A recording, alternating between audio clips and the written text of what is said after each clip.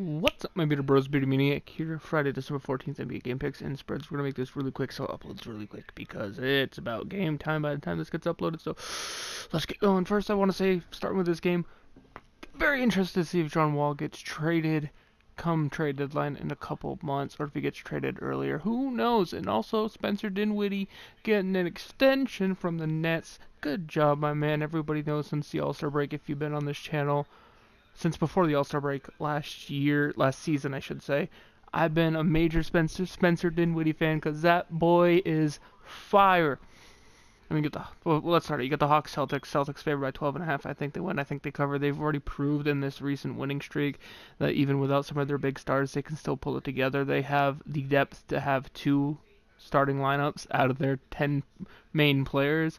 It's incredible. I think the Celtics win. I think they cover. You get the Knicks at the Hornets. Hornets favored by 10. I think Kemba Walker goes off in this one, as good as the Knicks can be on any given night. I think the inconsistency there really nerves me a little bit.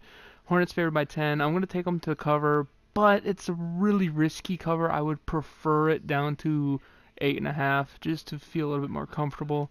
Then you get the Wizards at the Nets. Brooklyn favored by 2 here. As I said with the news there, let's see if John Wall gets traded. Spencer Dinwiddie extension.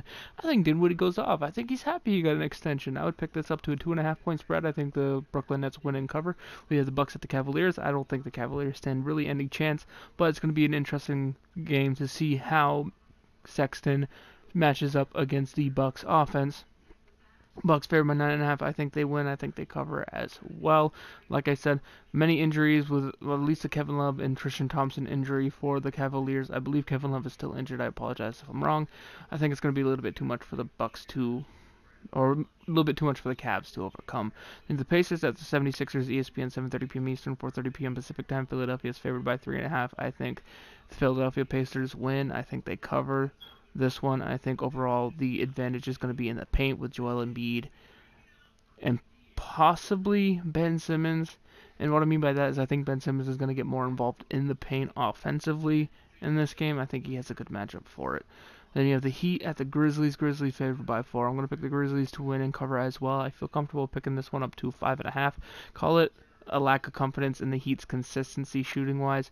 Dwayne Wade's been having a couple of good games here and there lately, but just consistency is not something any of the Heat players really specialize in this year.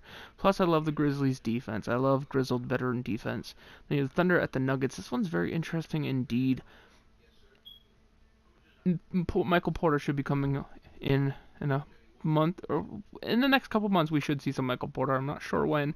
Could be sooner than that, but can't wait for then.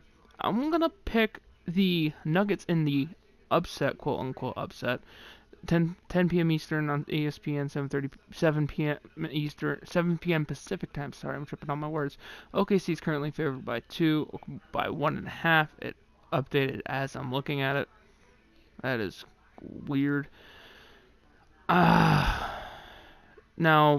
the spread favors OKC, but the matchup predictor favors Denver 70% to like 29. So not going to say it's an upset, but I'm going to pick the Nuggets at home. I think they defend home court well enough, but I'm going to pick them against the spread. You know, the Raptors, Trailblazers. Raptors favored by 2 in this one. I think this one's going to be a lot more. Even if Kyle Lowry doesn't get involved, which he has been lately, he's been getting more shots off, getting his confidence back, which is always important. I think the matchup problem here comes in the forward position, center position for the Trailblazers. No Valanciunas due to, I believe, what was a dislocated thumb. Even with a lineup of Kawhi Leonard, if he plays, Siakam, and Ibaka, that's still a very, very dangerous lineup. I don't think the Trailblazers really have enough to overcome that. If the Trailblazers are going to win this one, they're going to need Damian Lillard and CJ McCollum to really, really step up in this one. I'm picking Toronto to win and cover. Then you have the Warriors, Kings. Warriors here by 7.5. I think the Warriors bounce back after a tough loss to the Raptors. The Kings, 15-12. I like them. If they do have a chance at beating the Warriors, I think their key to beating the Warriors is to surprise them. I don't know how you surprise them, but find a way to surprise the Warriors, catch them off guard, and take advantage. Anyway, guys, thank you for watching. Don't forget to leave a like, comment, subscribe if you are new, and I'll see you in the next one. Peace.